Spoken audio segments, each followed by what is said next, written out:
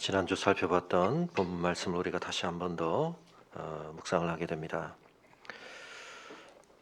결혼이라고 하는 주제가 중요하게 다뤄지고 있기는 하지만 다시 한번 기억할 것은 마가복음의 맥락 속에서 놓고 볼 때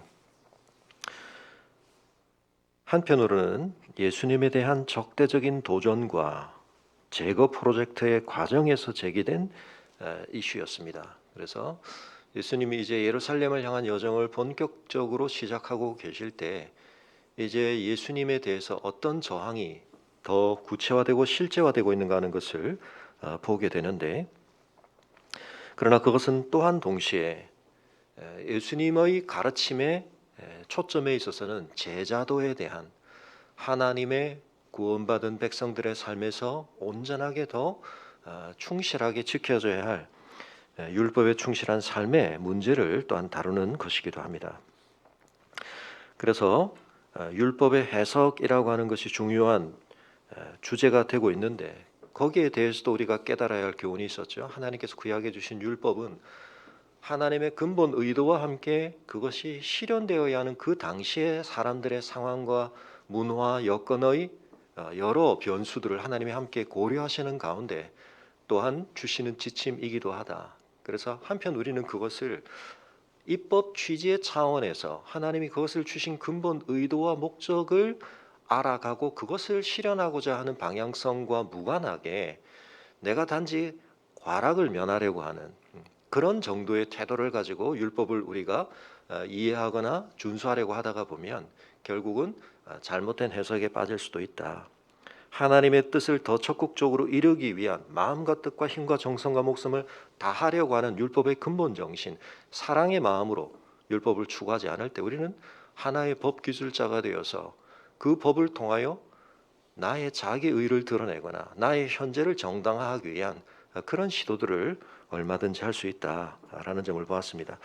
그런 점에서 뒤에서 다시 말씀을 드리겠지만, 예를 들면 이 율법에 대해서도 우리가 그런 해석을 해야 하기 때문에 구약에 있는 어떤 상황을 근거로 그것을 너무 적극적인 하나님의 뜻이 반영된 것으로 해석해서는 안 됩니다. 예를 들면 결혼 이슈와 관련해서 어떤 게 있겠습니까? 아니, 아브라함의 결혼 생활을 보자, 다윗의 결혼 생활을 보자, 일부일처제가 아니지 않는가, 그렇게 해서는 안 된다는 것입니다.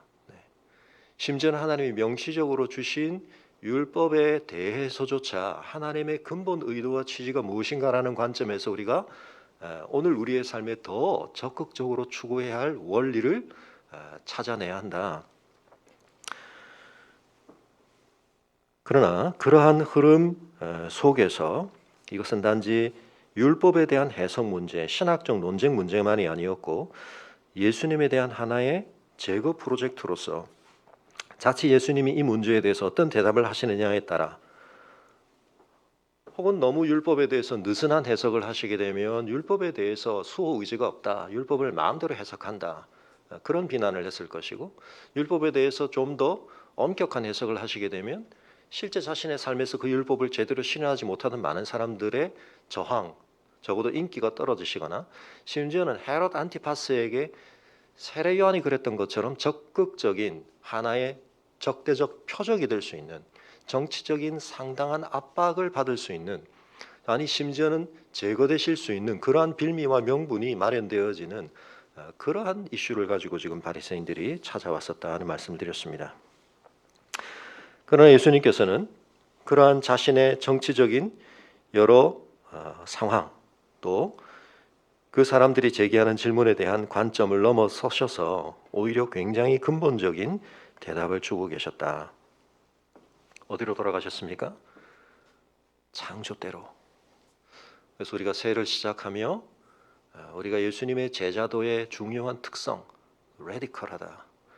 그건 다름이 아니라 뿌리로 돌아가는 것, 뿌리를 회복하는 것, 뿌리에서부터 우리가 다시 근본적인 것을 찾는 것입니다.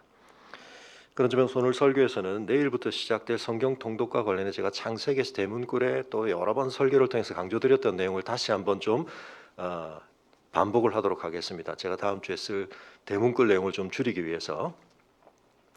그러나 이것은 대단히 중요한 예수님이 우리에게 가르치시는 방식입니다. 왜 우리가 구약을 다시 지금 읽어야 하는가? 하나님은 그 역사를 통해서 일관된 뜻을 나타내고 계시는데 그 뜻에 대해서 우리가 그것을 다시금 회복하고 우리의 삶 속에 담아내는 것이 너무나 중요하기 때문입니다. 구약 성경의 첫 주제, 창세기의 첫 주제, 하나님께서 이 세상을 창조하시고 이 세계에 대한 하나님의 주권을 실현하려고 하시는 중요한 뜻을 선포하심에 있어서 인간이 얼마나 중요한 위치에 있는가, 그리고 그 인간됨에 있어서 결혼이라고 하는 것이 얼마나 중요한 위치에 있는가 하는 것을 봤습니다. 그 내용은 조금 이따 다시 더 보기로 하고요. 그런데 지난주에 말씀드렸던 것처럼 그 구약의 마지막 시대의 중심 이슈도 무엇이었죠? 느헤미야와 그리고 말라기, 우리가 봤습니다. 역사와 선지서의 마지막 장면들. 중심 이슈가 뭐였습니까? 그들은 포로로 잡혀갔던 땅에서 약속의 땅으로 다시 돌아와야 했습니다. 공간적 이동을 해야 했습니다. 무너져 있는 성전과 그리고 성벽을 다시 재건하는 일을 해야 했습니다. 어떤 의미에서 그 일들은 실제로 이루어지고 있었습니다. 그러나 그 일은 하나님이 궁극적으로 그들에게 회복되어야 하는 삶의 진정한 본질을 잘 회복하는 모습은 아니었습니다.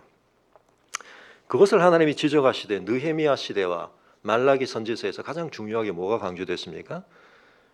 성벽도 다시 쌓았고 성전 건물도 회복했고 그 안에서 제사도 드리고 있지만 그들의 삶의 궁극적인 본질에 있어서 하나님의 뜻을 반영하는 삶에 있어서 그들이 실패하고 있다. 어떤 이슈와 관련해서요? 결혼과 관련해서. 하나님이 기뻐하지 아니하시는 이혼이 저질러지고 하나님이 기뻐하지 아니하시는 결혼이 이루어지고 있는 상황에 대해서 하나님이 지적하셨습니다. 그래서 그럼 다시 한번 돌아가 보죠. 말라기 2장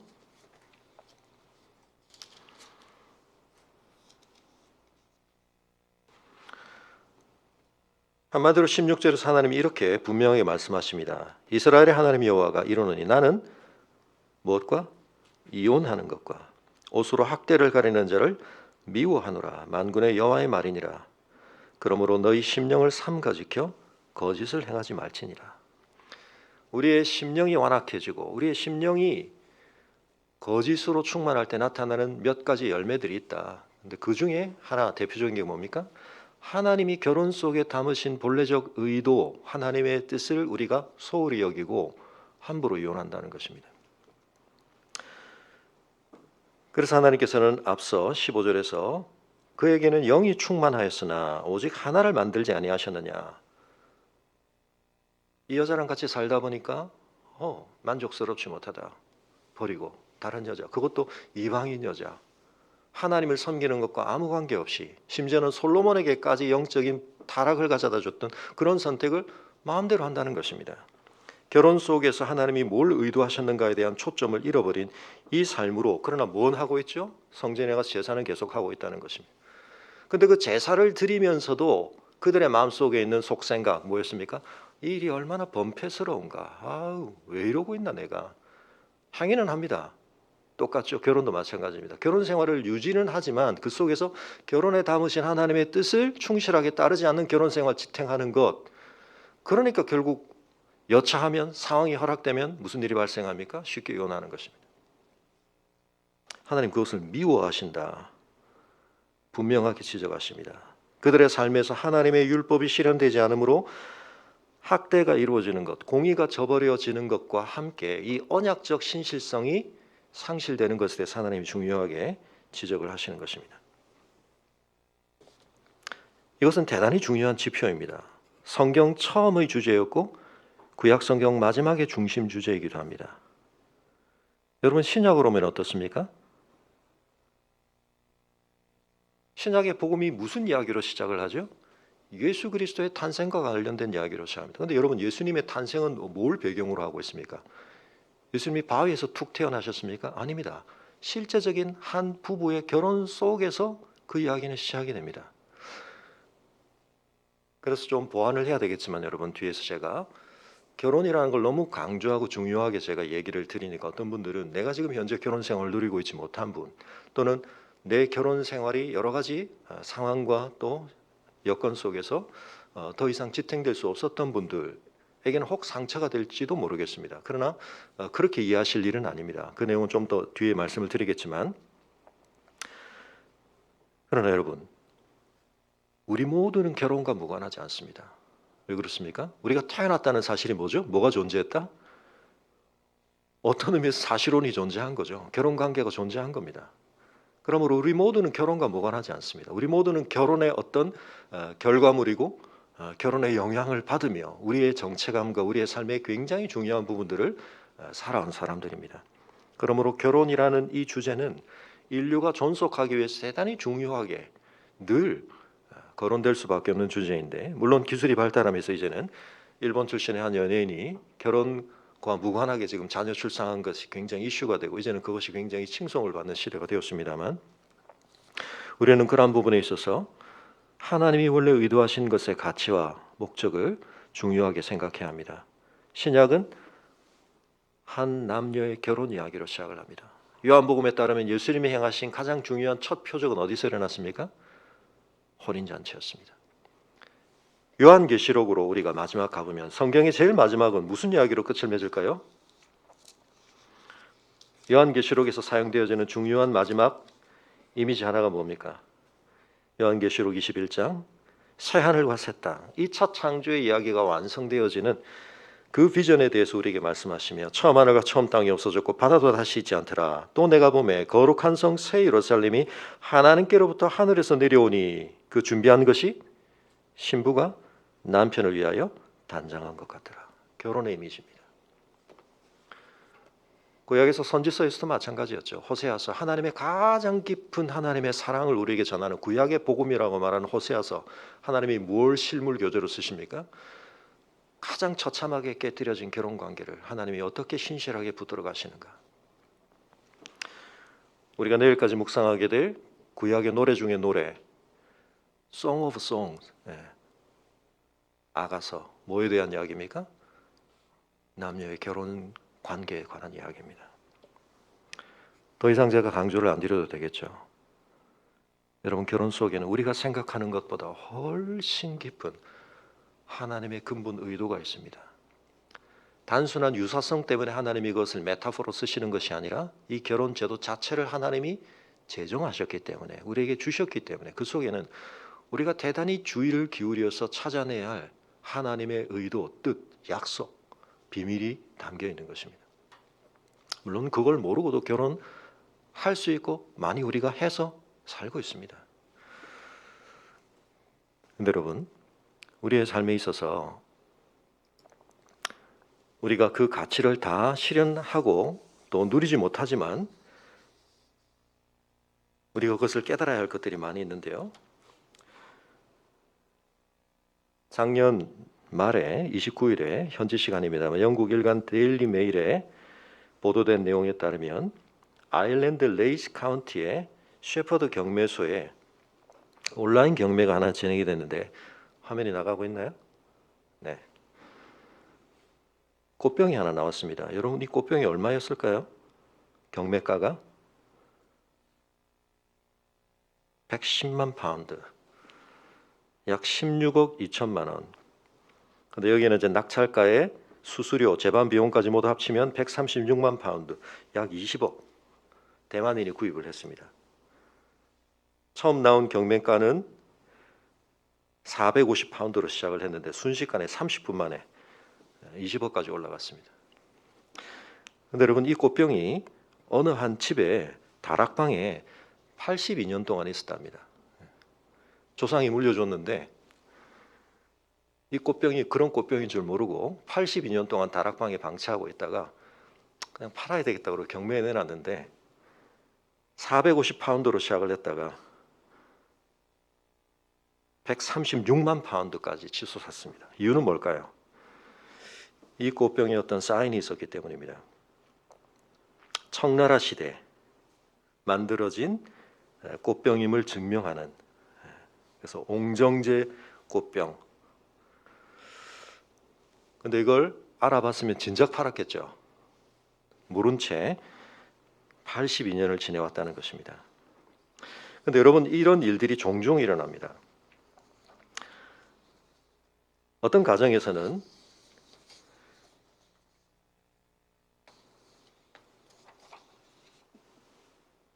미국인이 소유하고 있었던 것인데 지금 사진은 없습니다만, 홍콩 소더비 경매에 나왔었는데 68억에 팔렸는데요. 근데 사실은 40년 동안 이 꽃병은 그걸 낸 사람 얘기입니다. 이 자기는 개들이 어슬렁거리는 우리 집안에서 램프 받침대로 40년 동안 방치되어 있었습니다. 여러분 혹시 다락방 있으시면 찾아보시고 옛날 거 뭐 있으시면 한번 살펴보시기 바랍니다. 근데 우리 집에 뭐 다락방도 없고 조상이 물려준 몇십 년 된 꽃병은 없을지 모르지만 하나님께서 영원 전부터 하나님이 작정하시고 제작하고 계신 너무나 소중한 꽃병이 있습니다. 뭐죠? 우리의 결혼입니다. 우리의 부부됨입니다. 이게 그런 가치가 있었어? 40년을 80년을 그냥 방치했는데 그냥 우리가 서로 외로우니까 그냥 뭐 혼자 사는 것보다 이게 나으니까 그냥 그러고 살았는데 뭐. 근데 살면서 그게 얼마나 짐스럽고 번패스럽고 어렵고 고통이 되고, 여러분 그 중요한 이유 중에 하나는 뭡니까? 그걸 하나님이 왜 의도하셨는가, 그리고 그걸 우리에게 어떤 것이 되도록 주셨나에 대해서 우리가 제대로 알고 그것을 따르지 않기 때문에, 그리고 그걸 이루어내기에는 우리 속에 있는 죄의 부패성이 너무나 크기 때문에 우리가 그것을 실감할 수 없고, 우리가 그 속에 너무나 아름다운 사랑의 꽃을 담는 꽃병이 아니라 그냥 방치가 되고 있는 것입니다. 사랑하는 성도 여러분, 창세기로 잠깐 우리 다시 돌아가겠습니다. 결혼 생활에 대해서 우리가 세계관적으로 지금 점검해야 할 것들이 참 많은데요. 하나님께서 왜 이런 것을 의도하셨는가 하는 것과 관련해서 우리가 창세기를 다시 살펴볼 때, 창세기는 톨레도트, 일종의 계보, 족보라고 우리가 부르는 어떤 방식으로 반복된 중요한 매듭들이 이루어진다. 제가 자주 말씀을 드렸습니다. 어떤 의미에서는 창세기 1장의 기록도 그러한 특성을 갖습니다. 족보라는 것이 굉장히 우리에게는 지겹기도 하고 이걸 왜 이렇게 말하나 싶지만, 여러분 시대가 바뀌면서 드라마라든지 소설이 어떤 줄거리를 가지지만 그걸 펼쳐내는 방식이 참 바뀌죠. 그러니까 시대에 따라 사람들의 감각에 맞게 어떤 이야기를 우리에게 펼쳐내는 방식들, 변화가 있습니다. 플롯이 어떻게 진행되는가. 옛날 같으면 그냥 있었던 시간 순대로 쭉 보여주면, 요즘 어떻습니까? 처음 시작할 때 결말, 충격적인 결말 먼저 탁 보여주고 과거로 좀 갔다가 또 돌아왔다가 뭐 이런 식으로 많이 이제 구성을 하는 게 우리에게 익숙해졌습니다. 여러분 성경에 있어서는 이게 정말 옛 고문서입니다. 그런데 하나님께서 그것을 또한 그 시대 사람들에게 가장 적합한 방식으로 기록을 하셨기 때문에 오늘 우리에게는 좀 낯설어 보이는 부분들이 있습니다. 그 중에 하나가 이제 족보입니다. 근데 이 족보라고 하는 것은 반복과 변형을 통해서 어떤 내용을 우리에게 중요하게 강조한다. 반복은 반복이니까 강조고요. 근데 그 패턴이 가끔씩은 깨어지거나 변형되는 것을 통해서 우리의 또 주목을 끄는 것입니다. 여러분 창세기 1장에서 가장 대표적으로 반복되는 게 뭡니까? 하나님이 말씀하신다는 사실입니다. 하나님이 이렇게 말씀하시자 어떤 일이 이루어진다, 실현이 된다. 이 사실이 강조하는 게 뭐라고요? 왕의 명령이, 왕의 발언이 실현되는 그곳까지가 왕의 실제적인 통치 영역이다. 그런데 하나님은 말씀을 하시자 그 말씀이 모든 존재를 발생시켰다. 그 말은 그렇게 만들어진 이 모든 존재 세계가 뭐라는 겁니까? 하나님의 실제적인 통치 영역이라는 뜻입니다. 하나님의 나라라는 뜻입니다. 하나님의 다스림으로 이 세계는 존재하게 되고, 그리고 그 다스림 속에 있을 때 이 존재의 모든 세계들은 아름다운 조화와 질서와 복됨을 누리게 될 거라는 걸 우리에게 선포하는 것입니다. 그러나 여기에 중요한 구별들이 존재합니다. 날들의 구별 속에서 셋째 날과 넷째 날 사이 경계가, 그리고 여섯째 날에 또 강조가 있고 일곱째 날에 강조가 있다. 그런 말씀을 드렸는데요. 그래서 앞쪽은 조형, 뒷사흘은 그것을 채우시는 충만. 그러나 그 날들이 첫째와 넷째, 둘째와 다섯째, 셋째와 여섯째가 서로 연결되면서 조화를 이루고 있습니다. 그런데 이 모든 창조에 굉장히 중요한 방점이 어디 있는가? 사람의 창조에 있습니다. 다른 날에는 없었던 중요한 강조, 형상이라는 말이 등장합니다. 그 다음에 그날과 관련해서는 어떤 내용이 추가가 되어 있습니까? 26절 보시면 하나님이 이르시되 우리의 형상을 따라 우리의 모양대로 우리가 사람을 만들고 그들로 바다의 물고기와 하늘의 새와 가축과 온 땅과 땅에 기는 모든 것을 다스리게 하자 하시고 하나님이 자기 형상 곧 하나님의 형상대로 사람을 창조하시되 뭐라고요? 남자와 여자를 창조하시고. 여러분 동물들도 암수로 존재합니다. 그러나 앞에 암수를 창조하시고 있습니까? 없습니까? 없습니다. 하나님의 형상이라는 말과 뭐가 함께 강조가 되고 있죠? 남자와 여자가. 창세기 제가 자주 강조를 드렸지만 2장 3절까지의 흐름과 2장 4절 이하의 흐름이 중요한 변화가 있는데 그것은 하나님을 칭하는 호칭의 변화가 있다. 2장 3절까지는 줄기차게 엘로힘입니다. 강조 복수, 하나님의 권능, 하나님의 초월성을 강조하는. 그런데 2장 4절 이하부터 이름이 바뀝니다. 야훼 엘로힘, 여호와 하나님이라는 표현으로 갑자기 바뀝니다. 그 이유는 뭐라고요? 두 번에 마치 창조가 있는 것처럼 얼핏 보일 수도 있지만 이건 어떤 의미에서는 족보에서 그런 게 있습니다. 족보를 앞에 언급하고는 그 족보의 마지막을 클로즈업하는 것입니다. 좀 이따 보시겠지만 이건 창세기에 대한 대략적인 총론을 말한 다음 그 중에 어떤 특정 부분을 더 클로즈업해내는 것입니다. 강조점이 좀 다릅니다. 어떤 강조점이 부각되느냐? 하나님의 여호와 되심, 우리와의 언약을 맺으시는 하나님, 가까이하게 먼 당신이신 초월적인 하나님이 우리와 당신의 관계를 결속시키기 원하시고 관계를 맺기 원하시고 그래서 언약을 스스로 짊어지시고 우리와의 관계 속으로 자기를 연결하시는 하나님. 그 하나님의 관점에서 강조되는 게 뭡니까? 사람이 굉장히 중요하게 이 장에서는 더 강조가 됩니다. 그래서 이 남녀가 어떻게 존재하게 됐는가 하는 이야기가 1장에서의 간단한 설명보다 훨씬 더 자세하게 언급이 됩니다. 근데 여기서 굉장히 중요한 게 뭡니까? 26절에 1인칭 복수로 청유형이 등장합니다. 자, 우리가 뭐뭐 하자. 여러분 여기서 강조가 되어야 할 것은 오늘 우리에게는 사회계약설적인 관점에서 공동체나 어떤 조직이나 이런 것들을 바라보는 관점이 굉장히 익숙해져 있습니다. 그런데 그 사회계약설의 가장 깊은 뿌리는 뭡니까? 존재의 가장 기본 단위를 뭐로 보죠? 개인으로 봅니다. 원자화된 한 개인. 그래서 한 개인의 자유가 가장 궁극적인 가치. 여러분 한 개인의 자유를 대단히 소중하게 여기는 것은 그것의 반대편에 전체주의가 있다거나 획일주의적인 어떤 그런 집단주의가 있을 때는 우리 기독교가 그것을 강조해야 하는 것이 맞습니다. 그러나 또 한편으로 기독교는 개인주의를 절대화하지 않습니다. 창세기에 우리에게 전하는 메시지가 뭡니까? 하나님이 우리 인간을 창조하실 때 그 인간은 어떻게 존재해야 합니까? 관계성 속에. 왜냐하면 그것이 하나님의 본성을 가장 올바르게 반영하는 것이기 때문입니다. 여러분 인생의 제일 된 목적이 뭐라고 웨스트민스터 소요리 문답이 가르치고 있죠? 하나님을 영화롭게 하고 그분을 영원토록 즐거워하는 것. 여러분 우리의 생명과 우리의 삶의 모든 것은 시옷 미움, 두 가지 시옷 미움, 선물이자 사명입니다. 우리는 그 하나님의 뜻 안에서 많은 걸 참된 걸 누립니다. 그러나 그것은 또한 가장 놀라운 사명과도 연결이 되어 있습니다.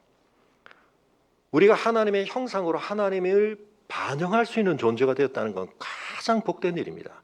그런데 그 하나님의 형상됨에 대단히 중요한 것, 그것은 한 개인이 갖는 이성이라든지 자유라든지 자유의지라든지 어떤 다른 어떤 것들로 나타날 뿐만 아니라 가장 중요한 것은 우리의 관계성을 통해서. 왜냐하면 하나님이 삼위일체 하나님이시기 때문에 그렇습니다. 영원한 신비 가운데 계신 삼위일체 되심. 그걸 이 땅에서 가장 놀랍게 경험도 하고 그 경험을 바로 결혼관계에서 하는 겁니다. 경험도 하고 그것을 드러낼 수 있게 되는 것. 그것이 뭡니까? 인간의 관계성 속에 존재하게 될 때 결혼이 가장 중요한 본질이고 그러나 그것은 또한 교회됨 안에서도 확장되어 드러납니다. 몸으로서 한 몸으로서. 여러분 이와 같이 하나님의 어떠하심을 우리가 담는 것은 우리에게 가장 축복이고 그것을 통해서 우리는 가장 놀라운 일을 사명으로 실현하게 되는 것입니다. 그걸 위해서 하나님이 이렇게 하나님의 형상으로 지음받은 인간에 대해서는 족보의 흐름상 굉장히 별도의 강조적 표현들을 쓰면서 이것이 기술되어 있는 것입니다. 그래서 하나님이 아담 혼자 있는 것을 독초하는 것을 좋게 여기지 않으셨습니다. 그래서 그를 돕는 배필을 지으시고 그것을 통해서 어떤 의미에서 1장 31절에 있었던 이 지으신 모든 것이 보시기에 심히 좋았다라고 하는 선포가 완료가 되는 것입니다. 그러므로 여러분, 기독교의 인간관에 있어서 가장 중요한 것은 이 시대에 우리에게서 가장 만연해 있는 개인주의, 결혼도 그렇게 봅니다. 나 개인이 먼저고 우리 혼자서는 뭐가 안 되니까 서로가 그냥 좀 잘 맞춰서 같이 살면 외로움도 덜하고 뭐 좀 더 나은 게 있겠지. 근데 결혼해서 살아보니까 낫기는커녕 손해가 많고 어려움이 또 많으니까 어떻게 합니까? 결혼이 번패스럽다. 결혼은 부담스럽다. 결혼은 우리를 속박한다. 뭘 속박합니까? 내 마음대로 살고 싶은 걸 속박하는 거죠. 네.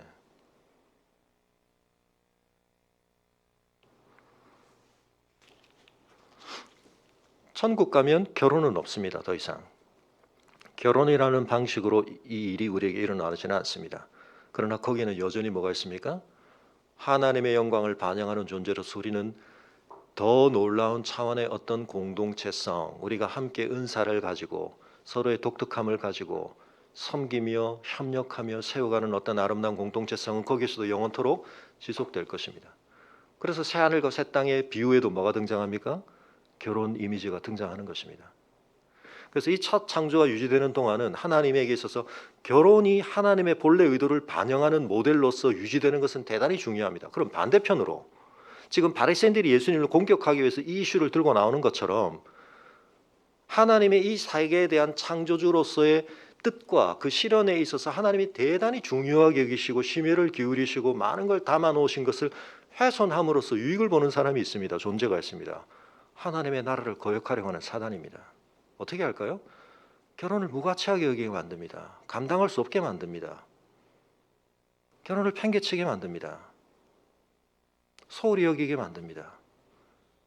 하나님이 결혼 안에서만 담아주신 것들을 결혼과 무관하게 마음껏 즐길 수 있다고 말하게 하는 것입니다. 느끼게 하는 것입니다. 결혼이 엉망진창이 되게 만드는 것입니다. 하나님을 가장 모욕하는 방법입니다. 하나님을 가장 욕되게 하는 방법입니다. 하나님의 의도를 가장 우습게 여기게 만드는 방법입니다. 반대로 그리스도인은 뭘 할까요? 결혼을 하나님의 성전으로 가정을 만들어가는 것. 어렵지만 연약하지만 많은 비용이 들지만 그것을 통해서 우리가 진정으로 얻는 것들이 분명히 있다는 사실. 근데 사단은 우리에게 기회비용을 못 보게 만듭니다. 얻는 건 많은데 잃는 것이 없는 것처럼 느끼게 만듭니다. 그렇지 않습니다. 어마어마한 걸 비용으로 치르는 것입니다. 여러분, 누군가가 투자한다고 하면서 사실은 계속 손실을 보고 있으면 옆에서 어떻게 해야 됩니까? 뜯어 말려야 되죠. 근데 손실은 보지 못하고 자기가 엄청나게 투자하는 것에 비해서 너무나 미약한 걸 얻으면서 엄청난 손실을 계속 보고 있는데 자기가 뭘 손실을 하고 있는지 기회비용을 카운트를 못하면 계산을 잘못하게 되어 있습니다. 내가 잘 살고 있다. 여러분, 예수님이 이 가르침을 제자도의 관점에서 제자들과 다시 거론하셨죠. 마가에는 기록이 되어 있지 않습니다. 마태복음 19장 10절에 보면 똑같은 내용에서 제자들이 이런 말을 덧붙입니다. 예수님의 가르침을 딱 듣고 나서 기가 질려가지고, 아니 그렇게 하는 게 결혼 생활이면, 남자가 아내한테 그렇게 해야 되는 거면 누가 결혼하겠습니까? 그런 취지로 마태복음 19장 10절에서 얘기합니다.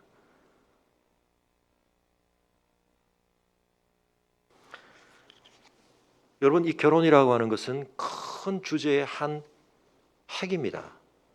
대표적인 사례입니다. 결혼에 대해서 우리가 그런 태도를 가진다는 건 뭐죠? 모든 것에 대해서 그렇다는 것입니다. 이 세계에 대해서 하나님이 창조주로서 가지신 뜻에 대해서 우리는 어떤 마음을 갖고 가느냐? 왜 꼭 그렇게 해야 됩니까? 그거 너무 힘든데요.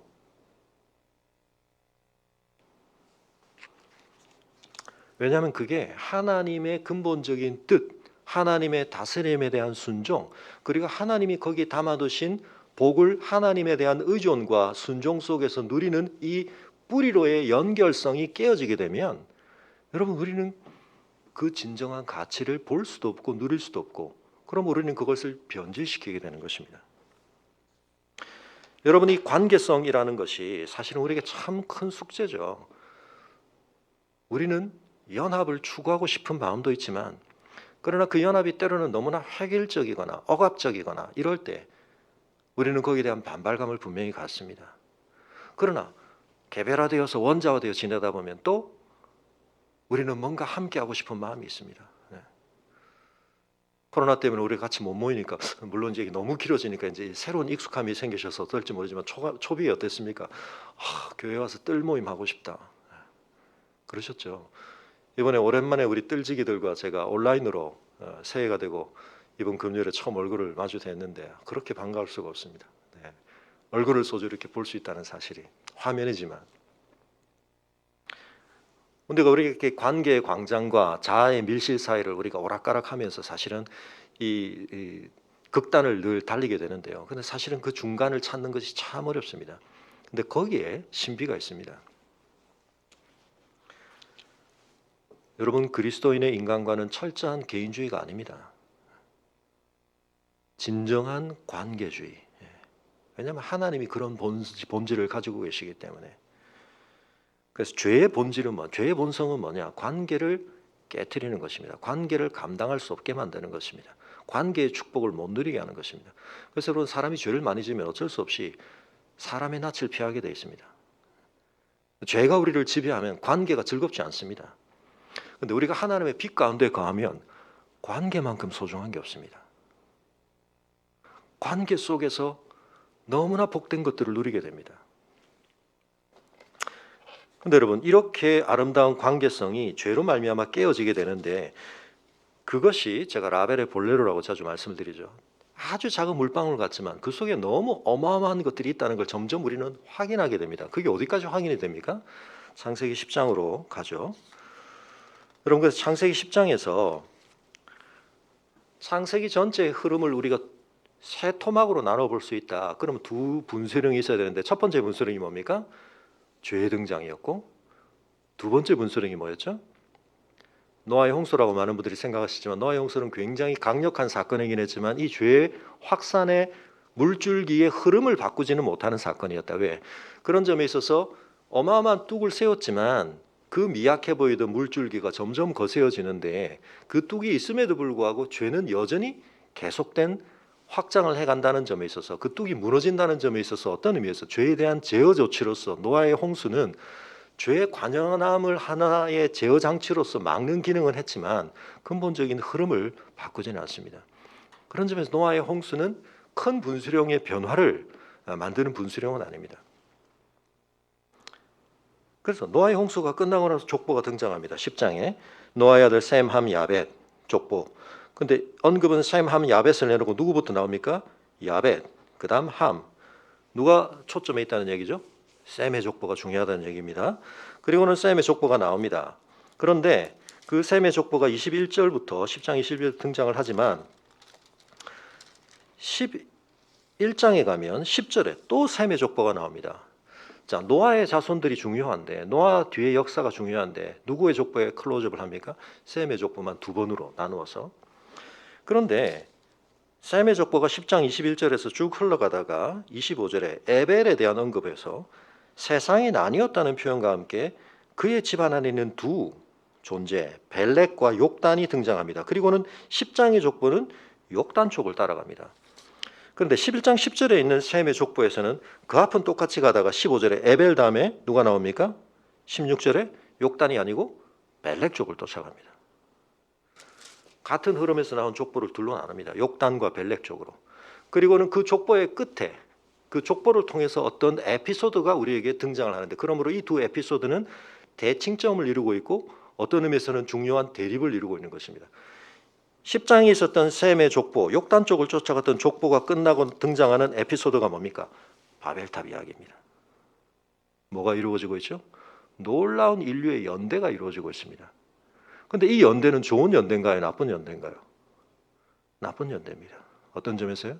인간의 존재의 본래 목적의 뿌리로부터 이탈된, 그것을 대체하려고 하는, 그래서 여러분 모든 관계성이 좋은 건 아닙니다. 관계성 속에서 우리는 그 뿌리에 있는 하나님과의 관계성에 근거하지 않은 방식으로 그 뿌리로부터의 차단된 효과를 우리가 상쇄해 보려고 하고 나름 우리의 방식으로 그것을 대체해 보려고 하는 시도들이 나타나는 것입니다. 그래서 여러분 여기서 대단히 중요한 게 뭡니까? 구호가 나타납니다. 어떤 구호가 나타나죠? 3절 4절에 보시면 뭡니까? 1인칭 복수 청유형입니다. 자 우리가 뭐뭐 하자. 이거 어디 있었던 거라고요? 하나님이 이 세상을 지으시고 가장 절정의 하나님의 의지, 이 세상을 통치하시는 하나님 방식, 그거 뭡니까? 하나님의 형상을 반영한 대리 통치자를 세워서 그들을 통해 하나님의 뜻을 이루시고자 하는 하나님의 가장 높은 뜻을 드러내셨던 그 뜻 가운데 결혼이 있다는 것입니다. 돕는 배필로서. 그걸 지금 대체하고 있습니다. 뭘 하기 위해서요? 하나님과 무관하게 자기들의 이름을 높이내고 자기들의 연대 속에서 유토피아를 건설하고, 여러분 그게 우리의 시대까지 흘러오고 있는 이야기입니다. 우리가 기술을 통해서 많은 걸 만들고 좋아졌지만 한편 그 속에 끊임없이 뭐가 있습니까? 하나님과 무관하게 우리가 이 세상을 천국으로 만들 수 있다. 그러나 코로나를 우리가 한번 경험하면서 그게 얼마나 한편은 우리에게 교만한 일이었나 생각을 하게 됩니다. 여러분 인간은 한편 참 위대하도록 하나님의 형상으로 지음받았습니다. 놀라운 일들을 계속 만들어내고 있습니다. 여러분 그 중에 하나가 뭡니까? 인공지능이라고 하는 이게 지금 굉장한 여러 분야에서 화두가 되고 있는데 참 놀라운 일이죠. 근데 어떤 사람들은 인공지능이 만들어진다는 걸 통해서 인간의 지능이라는 게 별거 아니다. 창조론의 관점에서 그렇게 이제 주장하려는 분들이 있습니다만, 여러분 그건 상황을 잘못 해석하는 것입니다. 인간이 인공지능을 만들 수 있다는 건 인간의 위대함의 가장 결정적인 증거입니다. 자기 닮음성의 존재를 창조할 수 있다는 것은 하나님의 창조가 우리에 대하여 그러하셨던 것처럼 우리의 굉장한 능력을 보여주는 것입니다. 자기 닮음성의 존재를 만들 수 있다. 그런데 여러분 그런 걸 만들어 놓고 지난주 뉴스 많이 보셨죠? AI 중에 이루다라고 하는 챗봇 인공지능을 만들었는데 그 일주일 만에 서비스가 왜 중단이 됐습니까? 그거 가지고 사람들이 뭐합니까? 성노예를 만드는 법, 박사방 조주빈, AI를 그렇게 잘 만들어 놓고도 약 100억 건 이상의 실제 커플들의 대화들을 기반으로 해서 진짜 대화하는 것 같다. 지난번에 말씀드린 튜링 테스트가 거의 통과되는 느낌으로, 저는 써보지는 못했습니다만 서비스가 중단이 돼서 뉴스로만 봤습니다. 그러고 있다는 것입니다. 하나님이 가장 복되게 창조한 인간이 가장 놀라운 능력도 가지고 있지만 하나님이 그 본래적인 목적 안에 담아두신 소중한 것들을 아무렇게나 갖다 쓰니까 인간이 그렇게 고상한 것 같지만 그렇게 처참한 모습을 나타내는 것입니다. 뭐 하고 있는 겁니까 그게?